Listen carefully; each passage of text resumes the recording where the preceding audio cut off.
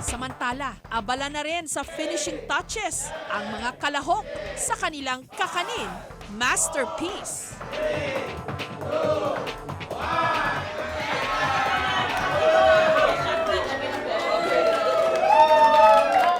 Napakakulay ng sapin-sapin na ibong Adarna. Medyo natetensyon kasi nakikita ko yung ginagawa ng dalawang kakumpetensya.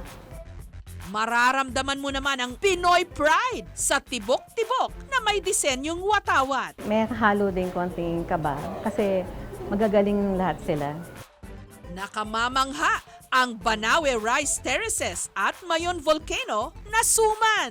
Relax lang. Kasi parang sa akin, lucky for us, the three of us, lucky kami kasi nakasama kami dito sa competition. At dahil ang layunin natin, malaman kung anong kakaning Pilipino ang pwedeng kumatawan sa ating bansa sa international cuisine, ang mga kinuha naming hurado, mga banyaga. Ang half-Italian, half-American international chef na si Chef Jonathan Mariano Martorella. Ang restaurateur at may-ari ng sikat na Italian restaurant sa Quezon City, si Roberto Bellini.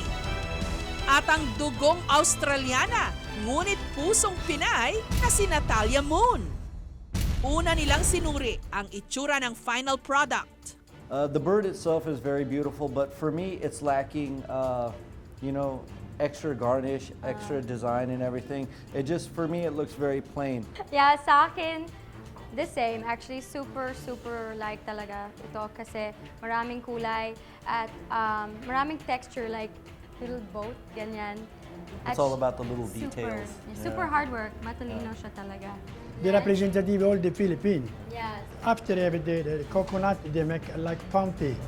Many creative No, thoughts. maybe I can make mistake. I'm not to give it 3, but I like this one. I like this one. Oras naman na para tikman ang mga ito. Ito na yung pinaka-masarap. Guys, we're gonna have to test it, taste it. Kain na tayo. All right, let's eat. Okay?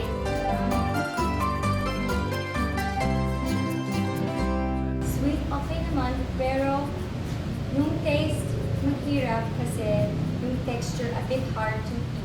Ako, masarap. Tapos yung texture, a little chewy, di ba?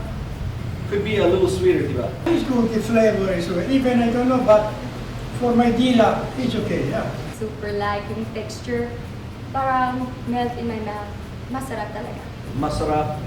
Sweetness, perfecto. Texture, beautiful. Presentation, mas ganda. Very delicate, nice. The taste, they remain in your... I give side number 2. 2 it. Uno e due. Ang gandang taste. At gusto ko yung mango, sweet to sweet. Taste, masarap.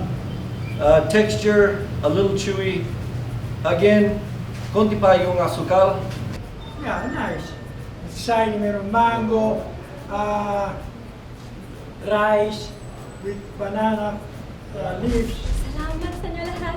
I'm so proud talaga. Pero mag-transfer ako yung responsibility sa ibang tao. Ang itinanghal na Best in Design, Susie's Cuisine!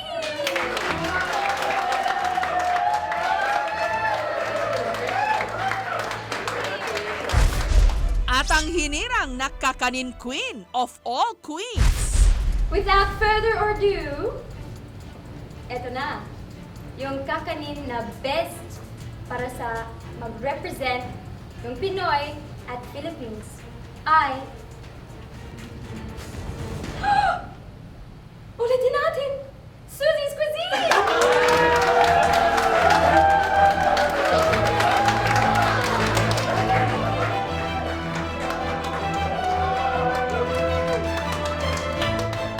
Masaya, tsaka gusto kong magpasalamat siyempre again kay Lord, tsaka sa mga customers namin, mga lalo na yung mga matatagal na nakinanay pa.